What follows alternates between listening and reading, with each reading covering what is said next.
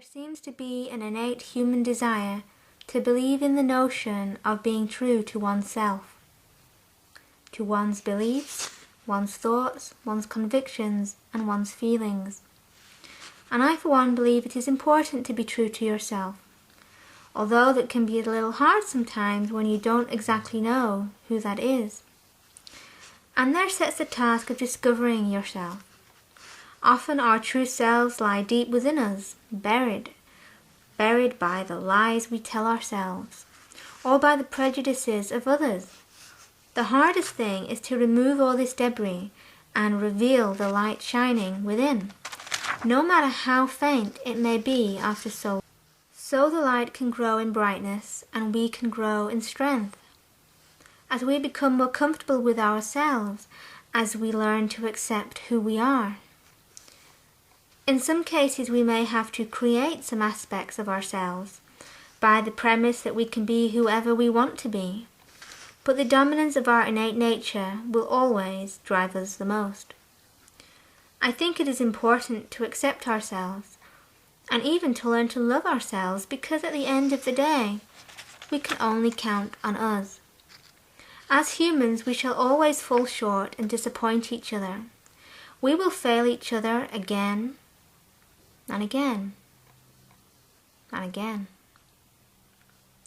We are with ourselves every hour of every day, and every night when we close our eyes, we are alone within our minds, except in very special and precious circumstances. People change so much, and by their very nature, people are unreliable. So it's important to know who you are and to stay true to that, because you must be your own security and your own constant in an ever-changing world with ever-changing people. Who you are is how you were created, and for a divine purpose, no less. Who you are is a blessing and a gift for you to use for the benefit of yourself and for the benefit of others. It is your tool in the world of life and in the business of people. We tend to set ourselves rigid lines to live within, based on the generally accepted norms of society, which are commonly the prejudices of others. We constrain our allegedly free spirits, disallowing ourselves of the God-given right to be ourselves. We must learn to live outside the lines that we impose on ourselves, to breathe, to learn, to love, at the direction, the calling, and the will of our hearts. We were made to be human, and we will fail each other. But we will learn to love in spite of failure, and because of failure. We are broken human fools with limited understanding. There are things that we will never ever understand.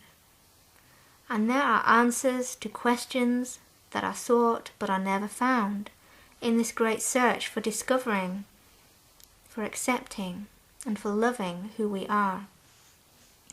But at the end of the darkest tunnel there has always been a distant light, and our identities are waiting to be reached, waiting for us to emerge out of our darkness and into the releasing light of love.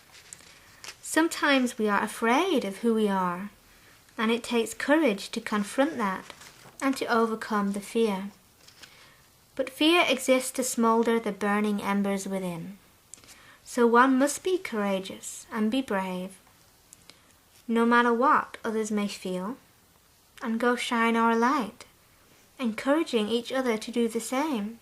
I would rather be hated for who I am than loved for who I'm not. Who you are is a gift, to be shared and enjoyed, not to be analyzed and pulled to pieces or diminished. Be proud of who you are, because who you are is who you're supposed to be.